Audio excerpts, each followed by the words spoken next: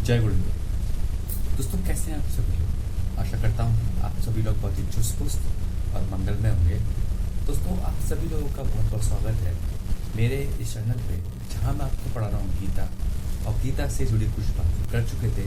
तो आइए दोस्तों, इस बार हम अध्याय 12 सुसाध्य भक्ति योग और भक्ति योग के बारे में थोड़ी चर्चा करते हैं और इस अध्याय को डिटेल में समझने की कोशिश करते हैं।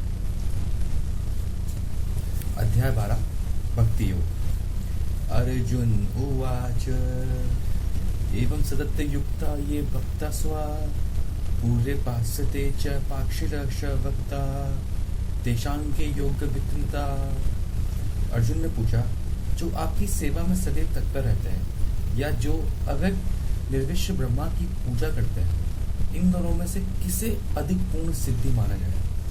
तो देखिए, इन्हीं पहले श्लोक के अंदर अर्जुन ने भगवान श्री कृष्ण से एक क्वेश्चन पूछा, और उसमें वो यूँ पूछते हैं कि भगवान, दो टाइप के भक्त होते हैं। एक तो होते हैं जो आपके आकार को मानते हैं, आपके रूप को मानते हैं, और वो आपकी पूजा करते हैं, आपकी भक्ति करते हैं। और दूसरे टाइप के भक्त होते हैं जो आपके निराकार भाव को मानते हैं। वो ये मानते हैं कि भगवान का तो कोई रूप ही नहीं होता, भगवान निराकार है ना, यानी भगवान तो सर्वव्यापी है, हर जगह प्रेजेंट है।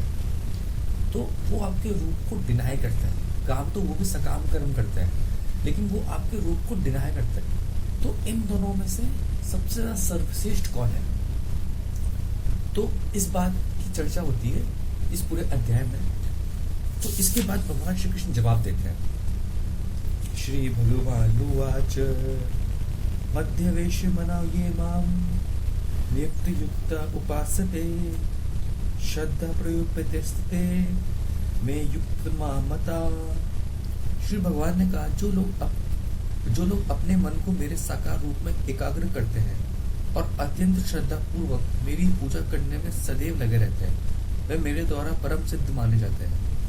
यानी भगवान इस क्वेश्चन का यहाँ पे आंसर देते हैं कि जो लोग मेरे रूप को मानते हैं, है ना, यानी मेरे रूप को मानकर मेरी पूजा करते हैं, मेरी भक्ति करते हैं, वो ज्यादा सर्वश्रेष्ठ भक्त होते हैं।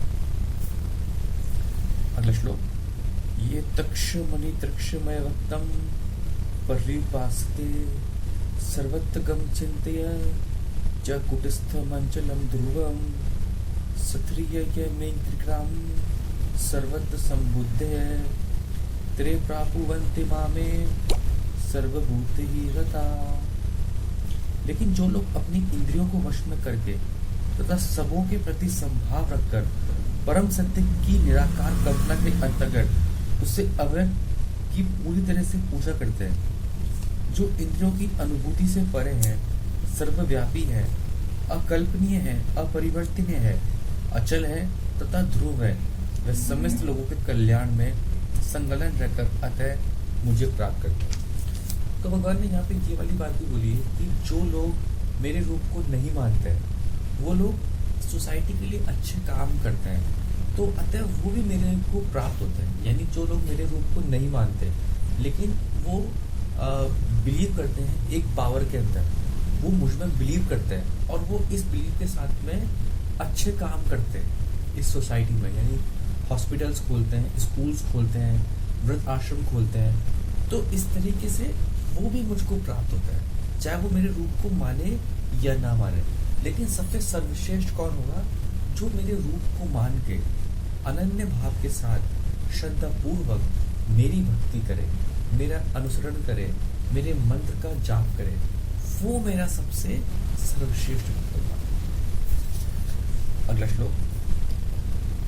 केशोधिकृस्त स्तेषमाव्यक्त सतप्त चेतसाम अव्यक्त ही कृति दुखम देववृत्ति व्यापते। जिन लोगों के मन परमेश्वर के अव्यक्त निराकार स्वरूप के प्रति आसक्त है, उनके लिए प्रगति पाना अत्यंत कष्टप्रद है। देहधारियों के लिए उस क्षेत्र में प्रगति करना सदैव दुष्कर होता है। यहाँ पे एक मोटा उदाहरण दिया जा सकता है। सड़कों के किनारे पत्र पेटिकाएं होती है, जिसे हम यदि अपने पत्र डाल दें तो वे बिना किसी कठिनाई के अपने गंतव्य स्थान पर पहुंच जाते हैं। लेकिन यदि कोई ऐसी पुरानी पेटिका या उसकी अनुकृति कहीं दिखे जो डाकघर द्वारा स्वीकृत न हो, तो उससे वह कार्य नहीं हो सकेगा।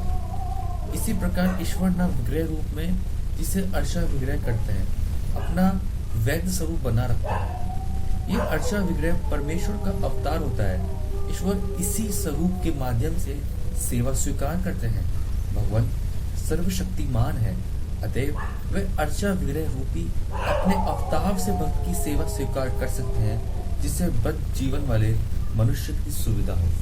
यहाँ पे इस बात को बता रखा है कि आप भगवान के रूप को माने, आप कृष्ण के रूप को माने और उस रूप को मान के उसी रूप के प्रति श्रद्धा पूर्वक अपनी सेवा करें, अनन्य भाव के साथ में भक्ति करें और भगवान श्री कृष्ण का अनुसरण करें।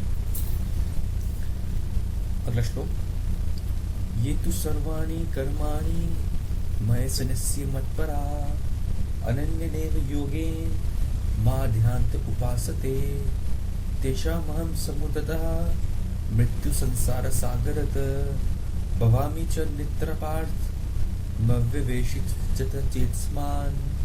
जो अपने सारे कार्यों को मुझ में अर्पित करके तथा अविचलित भाव से मेरी भक्ति करते हुए मेरी पूजा करते हैं और अपने चित्तों को मुझ पर स्थिर करके निरंतर मेरा ध्यान करते हैं, उसके लिए हे पार्थ, मैं जन्म और मृत्यु के सागर से शीघ्र उद्धार करने वाला हूँ। यानी इसमें लिखा है जो अपने सारे कार्यों को मुझको अर्पित करता हूँ। यानी हमने अध्याय 2 कर्म योग में हमने यही जाना था कि भगवान कहते हैं कर्मण्येवाधिकारिषु मा फलेषु कदाचित्। यानी तू अपने सारे कर्मों के फलों को मुझको अर्पित कर तथा अविचलित भाव से मेरी भक्ति कर। यानी इस चीज का अभ्यास कर। तू कर्म तो कर, है ना, कर्म तो तू अपना पूरे कर, अपनी तू ड्यूटीज को पूरा कर, लेकिन साथ के साथ में तू मेरा ध्यान भी कर। मेरी पूजा करते हैं और अपने चित्तों को मुझ पर स्थिर करके निरंतर मेरा ध्यान करते हैं। उनके लिए हे पार्थ, मैं जन्म मृत्यु के सागर से शीघ्र उद्धार करता हूँ। यानी ये बॉर्न डेथ जो साइकिल है ना, उससे मैं उनको पार निकालता हूँ और वो मेरे धाम को प्राप्त होते हैं। अगला श्लोक, मे मन आदिस्ते मयि बुद्धि निवेश निवश्यसि मे अतः ऊर्ध्व न संशय।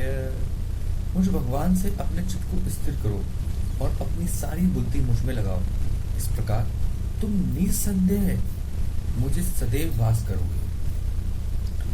अगला श्लोक, अतः चिंत समधातु न शुक्ष्णीमय स्थिरम अभ्यास योगेन ततो ब्रह्मचेत्यु धनंजय। हे अर्जुन, हे धनंजय, यदि तुम अपने चित्त को अविचलित भाव से मुझ पर स्थिर नहीं कर सकते तो तुम भक्ति योग के विविध विधानों का पालन करो। इस प्रकार तुम मुझे प्राप्त करने की चाह उत्पन्न करो। यहाँ पे भगवान ने अर्जुन का एक और नाम बोला, हे धनंजय, यदि तुम अपने चित्त को अविचलित भाव से मुझ पर स्थिर नहीं कर सकते, यानी तुम्हारा यदि मन डगमगाता है, तो तुम भक्ति योग के विधि विधानों का पालन करो। यानी तुम मेरी तरफ आगे बढ़ो, मेरे लिए कर्म करो, मेरा ध्यान करो, है ना। उसके साथ साथ तुम कुछ समय बाद तुम्हारा मन मुझ में लगने लग जाएगा। इस प्रकार तुम मुझे प्राप्त करने की चाह उत्पन्न करो। अभ्यासे प्रे समर्थसो मृकत परमो भव मृतमपि कर्माणि कुर्वन्ति सिद्धिमवाप्स्यसि। यदि तुम भक्ति योग के विधि विधानों का भी अभ्यास नहीं कर सकते तो तुम मेरे लिए कर्म करने का प्रयत्न करो, क्योंकि मेरे लिए कर्म करने से तुम पूर्ण अवस्था सिद्धि को प्राप्त हो गए। अब भगवान यूं कह रहे हैं, मान ले यदि तू विधि विधानों का पालन भी नहीं कर पा रहा तो तू सिर्फ मेरे लिए कर्म कर, और मेरे लिए कर्म करने से तू पूर्ण अवस्था सिद्धि को प्राप्त होगा। अगला श्लोक, अत्यंत शक्तुसी कर्तु मगो मग्दृष्टः सर्व कर्म फल त्यागम तथा कुरु यात्मवान। किंतु यदि तुम मेरे इस भावना में कर्म करने से असमर्थ हो तो तुम अपने कर्म के समस्त फलों को त्याग कर कर्म करने तथा आत्मस्थित होने का प्रयत्न करो। अगला श्लोक। श्रेयो हि ज्ञान अभ्यास ज्ञानाश्रय विशिष्यते ध्यानतः कर्म फल त्यागस्य या गाच्छति निरतर तंतनम। यदि तुम अभ्यास नहीं कर सकते तो ज्ञान के अनुशीलन में लग जाओ। तो देखिए, भगवान ने अध्याय 4 में बताया था अर्जुन को एक डाउट आया था कि भगवान कर्म योग ज्यादा बेस्ट है या ज्ञान योग ज्यादा बेस्ट है। तो भगवान ने कहा था कर्म योग करना ज्यादा बेस्ट है ना। लेकिन कर्म योग करने से पहले तुम्हें ज्ञान योग की नॉलेज, ट्रांसेंडेंट नॉलेज होनी चाहिए, तो वो और ज्यादा बेस्ट होगा। तो भगवान ने कहा यदि तुम मेरे लिए कर्म भी नहीं कर सकते ना तो तुम ज्ञान के मार्ग पे जाओ। लेकिन ज्ञान से श्रेष्ठ है ध्यान, यानी मेरा ध्यान करो। और ध्यान से भी सबसे श्रेष्ठ है कर्म फलों का परित्याग करना, क्योंकि ऐसे त्याग से मनुष्य को मन शांति प्राप्त हो सकती है। अगला श्लोक। अधिष्ठ सर्वभूतानां मृत करुण एव च निर्ममो निरंकार समुदुख सुखः शमी संतुष्ट सतं योगी यदात्मा दृढ़ निश्चय मध्य प्रतिनमो बुद्धि में भक्त समय प्रिय। जो किसी से द्वेष नहीं करता लेकिन सभी जीवों को दयालु मित्र है, जो अपने को स्वामी नहीं मानता और मिथ्या अहंकार से मुक्त है, जो सुख दुख में संभाव रखता है, सहिष्णु है, सदैव आत्मतृष्ण रहता है, आत्मसंयमी है तथा निश्चय के साथ मुझमें मन तथा बुद्धि को स्थिर करके भक्ति में लगा रहता है, ऐसा भक्त मुझे अत्यंत प्रिय है। अब भगवान यहाँ पे बता रहे हैं कि कौन कौन से भक्त भगवान को अत्यंत प्रिय। तो जो किसी से द्वेष न करता हो, दयालु भावना से रहता हो और जिसके अंदर अहंकार बिल्कुल भी नहीं हो और जो स्वामित्व की भावना छोड़ चुका हो। यानी कई बार हम जो कहते हैं ना कि यार ये चीज मेरी है, ये मेरा है, तो इससे क्या है, अहंकार आता है। तो जिसके अंदर ऐसी भावना नहीं है, जो सुख दुख में संभाव रहता है, सदैव आत्मतुष्ट रहता है, यानी सदैव संतोष फील करता है, आत्मसंयमी है तथा जो निश्चय के साथ मुझमें मन तथा बुद्धि को स्थिर करके भक्ति में लगा रहता है। किसमें लगा रहता है? भक्ति में। यानी ये जो ऊपर वाली जो क्वालिटीज है ना, यदि आप में ये नहीं है तो आप यदि भगवान की भक्ति में लगे रहोगे तो आप इन सारी क्वालिटीज जो ऊपर लिखी है कि आत्मसंयमी होना, आत्मतुष्ट होना, सुख दुख में सेम भाव में रहना, तो आप उन सारी क्वालिटीज को अचीव कर लोगे। सिर्फ और सिर्फ आपको एक पॉइंट पर देना है ध्यान कि निष्ठा पूर्वक अनन्य भाव के साथ श्री हरि भगवान श्री कृष्ण की सेवा करना और भक्ति करना। अगला श्लोक। यतस्मात्रिदिच्यते लोको लोकत्रिदिच्यते च यः हर्षमर्ष भयो युक्त मत्तो यस्य च मे प्रियः। जिससे किसी को कष्ट नहीं पहुंचता तथा जो अन्य किसी के द्वारा विचलित नहीं किया जाता, जो सुख दुख में वह चिंता में संभाव रहता है, वह मुझे अत्यंत प्रिय है। अगला श्लोक। अन्न प्रेक्ष श्रुति दृक्ष उदासीनो गंतव्यस्तः सर्वारंभं भरी परित्यागी यो मध्य भक्त स चे प्रियः। मेरा ऐसा भक्त जो सामान्य कार्यकल्पों पर आश्रित नहीं है, जो शुद्ध है, दक्ष है, चिंता रहित है, समस्त कष्टों से रहित है और किसी फल के लिए प्रयत्नशील नहीं रहता, मुझे अतिशय प्रिय है। अगला श्लोक। यो न हश्यति न दृष्टि न शोचति न कांक्षति शुभाशुभा परित्यागी भक्तिमान्य समय प्रिय। जो न कभी हर्षित होता है, न शोक करता है, जो न पछताता है, न इच्छा करता है तथा जो शुभ तथा अशुभ दोनों प्रकार की वस्तुओं का परित्याग कर देता है, ऐसा भक्त मुझे अत्यंत प्रिय है। ये भगवान ने बताया। देखो, जो कभी हर्षित नहीं होता, अब इसका मतलब ये नहीं कि आप कभी खुश ना हो, इसका मतलब ये कि एक्साइटमेंट में जाके ज़्यादा आप उसके फ्लो में मत जाओ, क्योंकि यदि आप ज़्यादा खुश हो जाते हो तो जब आपके जीवन में जब दुख आता है ना, तो आप डिप्रेस भी बहुत जल्दी हो जाते हो। तो इस चीज़ को समझो, जो ज़्यादा खुश नहीं होता, न ही कभी शोक करता है, ना पछताता है, यानी जिसके अंदर रिग्रेट नहीं होता, ना इच्छा करता है, तथा जो शुभ तथा अशुभ दोनों प्रकार की वस्तुओं का परित्याग कर देता है, ऐसा भक्त मुझे अत्यंत प्रिय होता है। समश्त्रोचे मित्रे च तथा मान पयोमयना तृष्ण सुख दुखुषे समसंग विरचिते तुल्य निंदनास्ति मनोमोनि संतुष्ट येन केनाचित ही अनिकेत स्थिरमति भुक्तमान्य प्रियो नरः। जो मित्रों तथा शत्रुओं के लिए समान है, जो मान तथा अपमान, शीत तथा गर्मी, सुख और दुख, यश अपयश में संभाव रहता है, जो दूसरी संगति से सदैव मुक्त रहता है, जो सदैव मौन और किसी भी वस्तु से संतुष्ट रहता है, जो किसी प्रकार के घर बाहर की परवाह नहीं करता, जो ज्ञान में दृढ़ है और जो भक्ति में संलग्न है, भक्ति में संलग्न है, ऐसा पुरुष मुझे अत्यंत प्रिय होता है। श्लोक। ये तो धर्मामृतमिन्दं यथोक्ते परिपासते तरंगधारा मत्परम भक्तिस्तित्रिपि मे प्रिया। जो इस भक्ति के अमर पथ को अनुसरण करता है और जो मुझे ही अपना चरम लक्ष्य बनाकर श्रद्धा सहित पूर्व रूपेण संलग्न रहते हैं, वह भक्त मुझे अत्यधिक प्रिय है। यानी जो भगवान को ही अपना अंतिम लक्ष्य बना लेगा जीवन में, वो पुरुष भगवान को अत्यंत प्रिय होगा।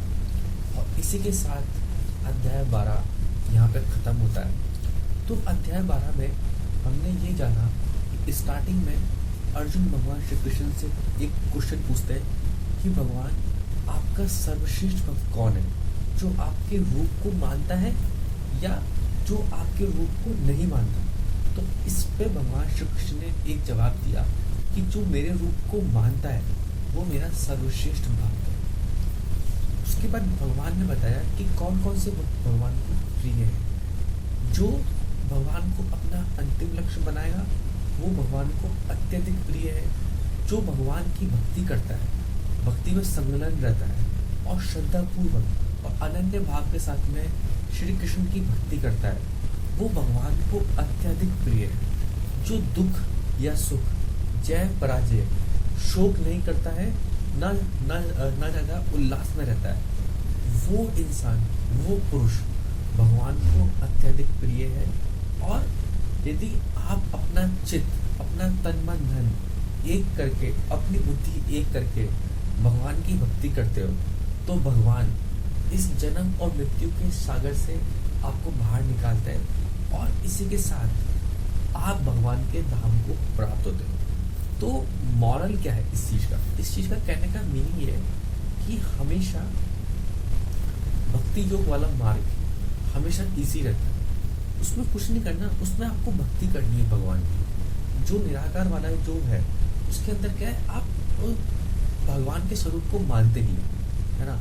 तो जब आप किसी के स्वरूप को मानते नहीं हो तो आपकी श्रद्धा इतनी डेवलप नहीं होती। लेकिन जो भक्ति वाला जो मार्ग है, यदि आप भगवान के स्वरूप को मानते हो तो उससे क्या होता है, आपकी श्रद्धा, आपका फेथ, डिवोशन भगवान में ज़्यादा डेवलप होता है और उसके बाद आप भगवान से कनेक्ट हो जाते हो। प्रेम पूर्वक, निष्ठा के साथ, श्रद्धा पूर्वक, अनन्य भाव के साथ में आप भगवान कृष्ण की सेवा में लगे रहते हो और इससे आपके जीवन में आपको बहुत संतोष मिलता है, बहुत शांति प्राप्त होती है। तो इसी के साथ मैं यहाँ पे ये सेशन एंड करता हूँ। आशा करता हूँ आपको ये सेशन अच्छा लगा होगा।